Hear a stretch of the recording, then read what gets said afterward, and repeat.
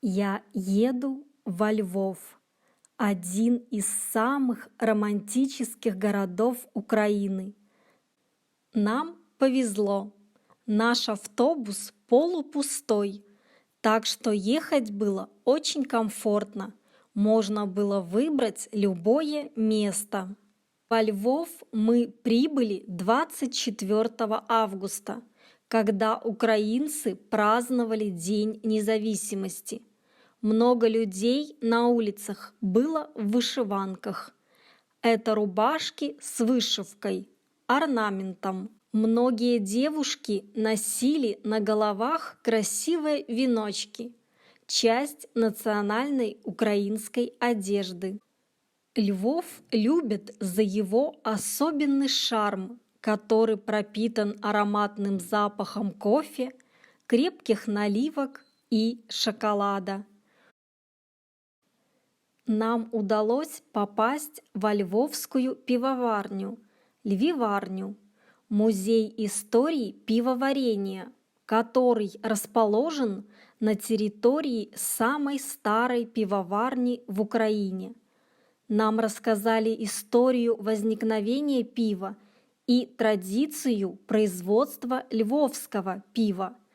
Также у нас была возможность продегустировать живое, свежесваренное пиво, которое здесь изготавливают еще с 1715 года. Во Львове производят пиво 4 мини-пивоварни: Театр пенного напитка «Правда», Кумпель, Старгород, Львиварня. Также известны заведения по продаже пива: Монс Пиус, Бартоломей, Човен. Уникальные ресторанчики, пабы, бары и музеи не оставят никого равнодушным. Этот город окутан легендами, мифами и таинственностью.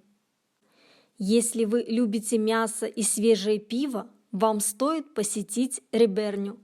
Это гриль-бар, в котором подаются большие порции ароматных ребрышек в медовом соусе, приготовленных на мангале, домашняя брынза и крафтовое пиво.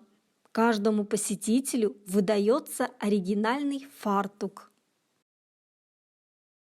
Хотите живую музыку и оригинальные блюда? Театр пива «Правда» – отличный выбор.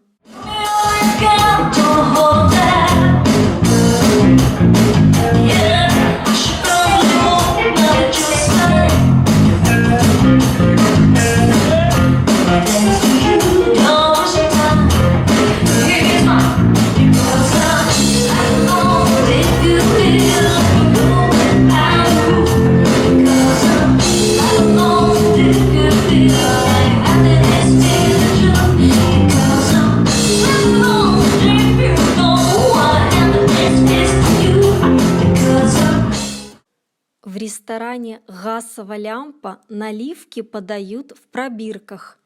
Это креативный ресторан, идеей которого послужил факт изобретения керосина во Львове. В баре «Пьяна вишня» маленькие столики находятся прямо на улице. Здесь легко завести разговор и познакомиться с людьми за бокалом вишневой наливки.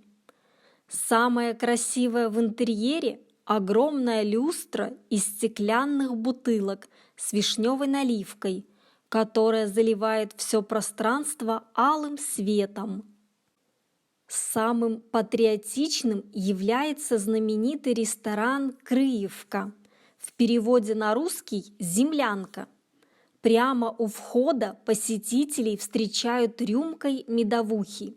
Чтобы вас впустили в ресторан, нужно сказать пароль «Слава Украине». Здесь есть карцер, камера временного задержания, для тех, кто признается, что он иностранный шпион. Интерьер заведения оформлен в стиле подпольного движения. Военная одежда, оружие и элементы быта прошлого века. В заведении «Підпільний Кіндрат» нас ожидали многочисленные виды свежих львовских наливок, которые подавались в сопровождении музыкантов. В пабе «Білий лев» также играла живая музыка.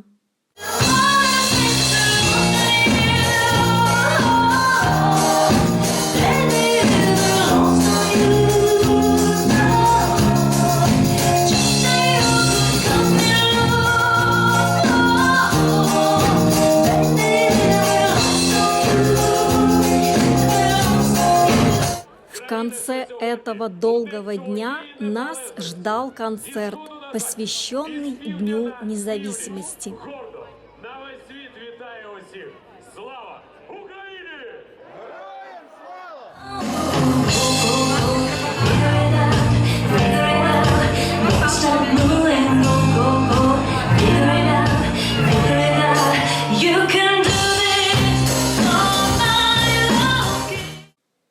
Но это еще не все. Наш отель находился недалеко от центра города, но чтобы добраться до него, нам пришлось сесть в переполненный ночной автобус и объехать весь город по кругу. Так что я могу сказать, что мы видели весь Львов.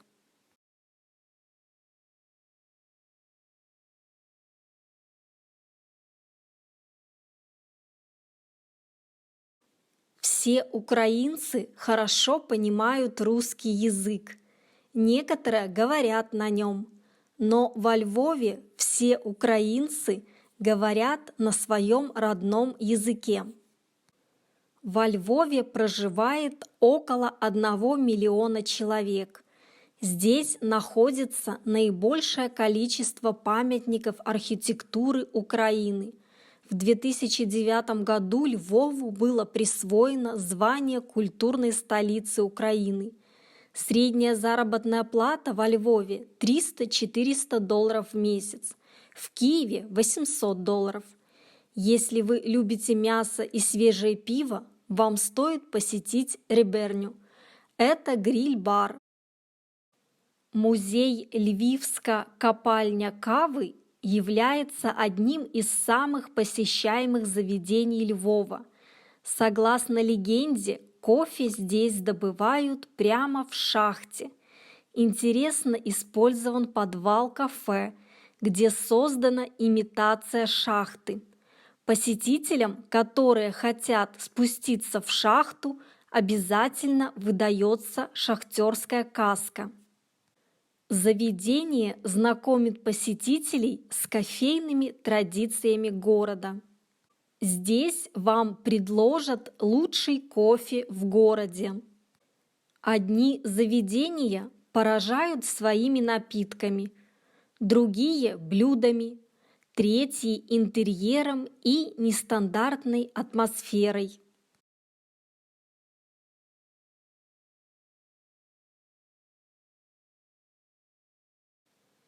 Мы едем в центральную часть города, где познакомимся с историей Львова, услышим захватывающие легенды о прошлом и настоящем этого города, увидим рыночную площадь с ее шикарной архитектурой, фонтанами, красивые здания ратуши, Доминиканского, Бернардинского, Кафедрального соборов, Армянской церкви, часовни Баимов, еврейский и армянский кварталы, собор Святого Юра – шедевр архитектуры барокко.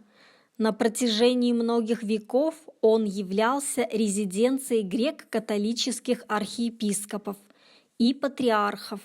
Это символ Львова. Этот город окутан легендами, мифами и таинственностью.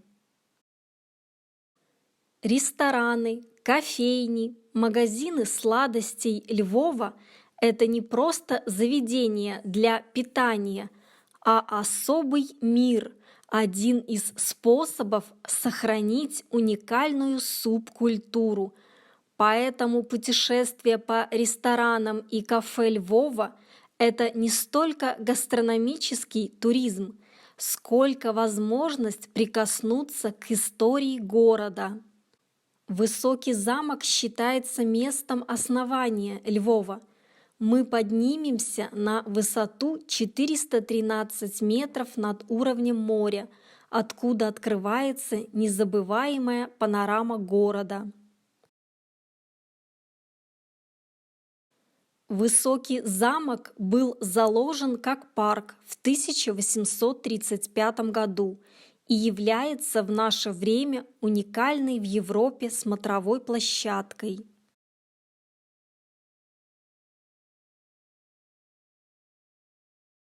С пороховой башни начинаются все экскурсии.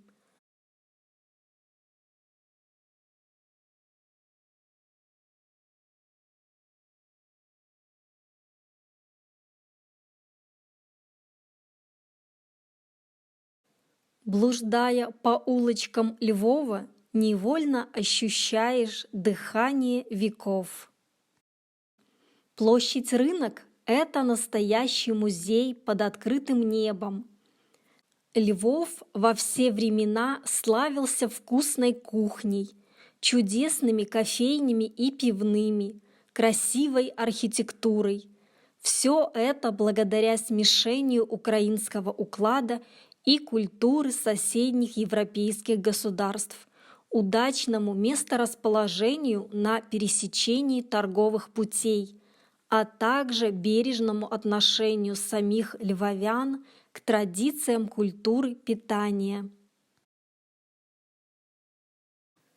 Говорят, что все, кто побывал во Львове, обязательно хотят туда вернуться еще раз.